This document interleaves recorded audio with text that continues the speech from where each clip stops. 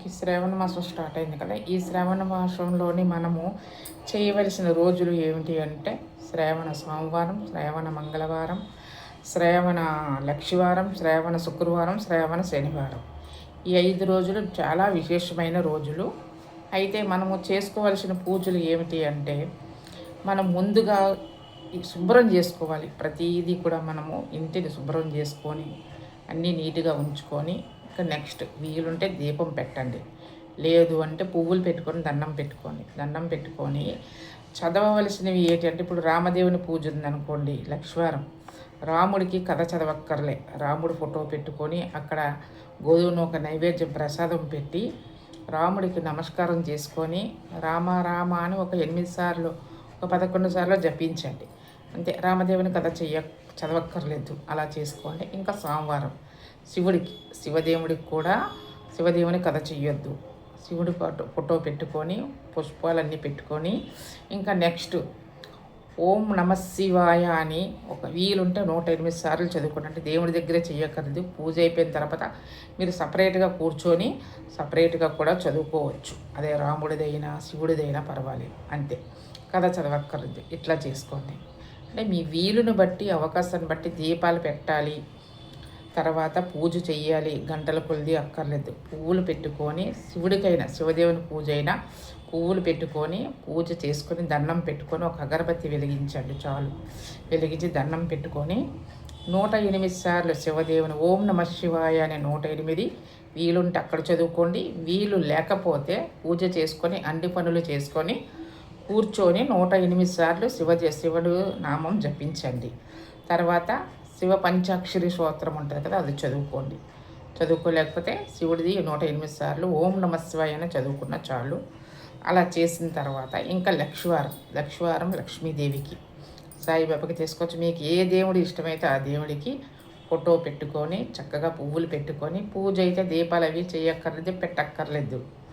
పెట్టకుండా పువ్వులు పెట్టుకొని అంటే మీకు వీలుంటే పెట్టుకోండి, వీలు లేకపోతే పుష్పాలు పెట్టుకొని దండం పెట్టుకొని ఏ లక్ష్వారం అయితే సాయిబాబాదైనా లక్ష్మీదేవిదైనా ఇంకెవరిదైనా రాఘవేంద్ర స్వామి చాలామంది ఉన్నారు లక్ష్వారాలు, ఏది మీకు మనసుకి ఏ దేవుడు నచ్చితే ఆ దేవుడివి అన్నిసార్లు దేవుడి దగ్గరైనా లేకపోతే సపరేట్గా మీకు ఖాళీగా ఉన్నప్పుడు అట్లాగైనా చేసుకోండి. ఇంకా శుక్రవారం కూడా లక్ష్మీదేవికి పెట్టుకొని మీకు వీలుంటే లలిత సహస్రనామం అక్కడ చదువుకోండి, దేవుడి దగ్గర పూజ చేసుకొని. పూజ అంటే శుక్రవారమైనా మీరు దీపాలు పెట్టుకుంటే పెట్టుకోవచ్చు, దీపాలు పెట్టుకోకపోయినా అన్నీ అలంకరించుకొని పుష్పాలు పెట్టుకొని అగరబత్తి వెలిగించి ధూప్ స్టిక్ పెట్టుకొని ఇంకా నెక్స్ట్ మీరు చదివితే అక్కడ చదవండి, లేదంటే అన్ని పనులు చేసుకొని లలిత సహస్రనామం శుక్రవారం మీరు చదువుకోండి. అలాగే ఇంకా ఏ దేవుని లలిత దేవిదైనా లక్ష్మీ అష్టోత్తరం ఇది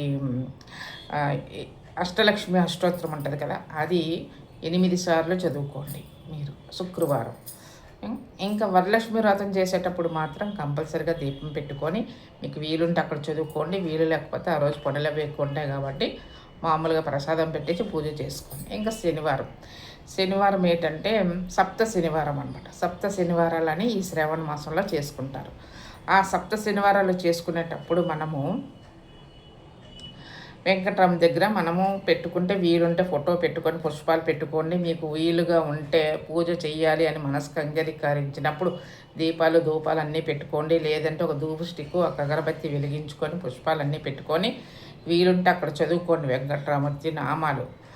తర్వాత నామాలు చదువుకోండి. తర్వాత ఓం నమో వెంకటేశ్వరాయ నమః అని 108 సార్లు జపించండి. శనివారం సప్త శనివారాలు అదే దేవుడికి కావాల్సింది.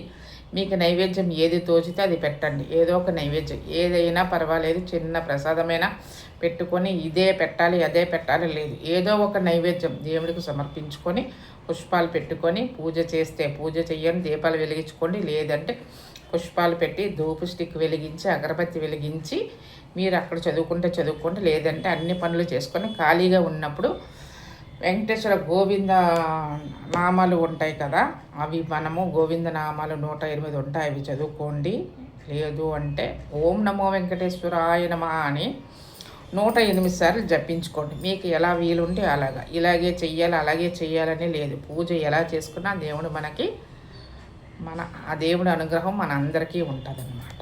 ఇట్లా చేసుకోండి. వీలుని బట్టి ఎలాగైతే అలా చేసుకుంటే మీకు ఇలా వీలుంటే అలా చదువుకొని వీలుగా చేసుకుంటే ఆ దేవుడు అనుగ్రహం మనకు ఉంటుంది. లక్ష్మీదేవి మనకి ఎల్లప్పుడూ మనకి ఆవిడ కరుణిస్తుంది అనమాట. అందుకని ఏంటంటే మనము తప్పులు చేయకూడదు, ఒకరి మీద నిందలు వేయకూడదు, ఎదుటి వాళ్ళని హేళనగా మాట్లాడకూడదు, చులకనగా మాట్లాడకూడదు. ఇలా చేయకుండా మనము ఈ పూజ ఇలాగే చెయ్యాలని లేదు. అలా చేసుకుంటే మనకి ఆ దేవుడు అనుగ్రహము, ఆ లక్ష్మీదేవి అనుగ్రహం మనకి ఎల్లవేళలా మన యందు తప్పకుండా ఆవిడ స్థిర నివాసమై మన ఇంట్లో ఉంటుందన్నమాట. అందుకని ఇట్లా చేసుకోండి. మీకు ఎలా వీలుంటే అలా చేసుకోండి. ఇంకా ఈ శ్రావణ ఈ 5 రోజులు చెప్పాను కదా, 5 రోజులు కాకుండా ఆదివారం దీపం పెట్టుకొని ఇంట్లోని ఇంకా నెక్స్ట్ గుడికి వెళ్ళి దీపం పెట్టుకుంటే ఇంకా చాలా మంచిది. ఎందుకంటే ఆదివారం చాలా విశేషమైన రోజు. ఆదివారం ఈ శ్రావణ మాసం అనే కాదు, ఎప్పుడైనా కూడా మీకు వీలుగా ఉంటే ఇంట్లోని దీపం పెట్టుకోపోయినా కనీసం పువ్వులు అవన్నీ పెట్టుకుని గుడికి వెళ్ళి దీపం పెట్టుకుంటే చాలా మంచిదనమాట. ఆదివారం మనం అట్లా చేసుకుంటే మనం ఏ కోరిక మనం కోరుకుంటున్నా ఆ కోరిక తప్పకుండా నెరవేరుతుంది. తప్పకుండా ఇట్లా చెయ్యండి. ఇట్లా చేస్తే ఆ లక్ష్మీదేవి మన ఇంట్లో స్థిర నివాసమై మన యందు ఎల్లప్పుడూ ఉండి మనల్ని కాపాడి రక్షిస్తుంది అనమాట. ఇట్లా చేసుకోండి. ఇట్లా చేసుకుంటే మనము ఈ పూజ చేసుకున్నాము ఆ దేవుడు అనుగ్రహం మనకు ఎల్లవెల్లా సంతృప్తిగా మనకి ఉంటుంది అన్నమాట. మన యందే కాకుండా మన యందు తప్పకుండా ఉంటుంది అన్నమాట. ఓకే.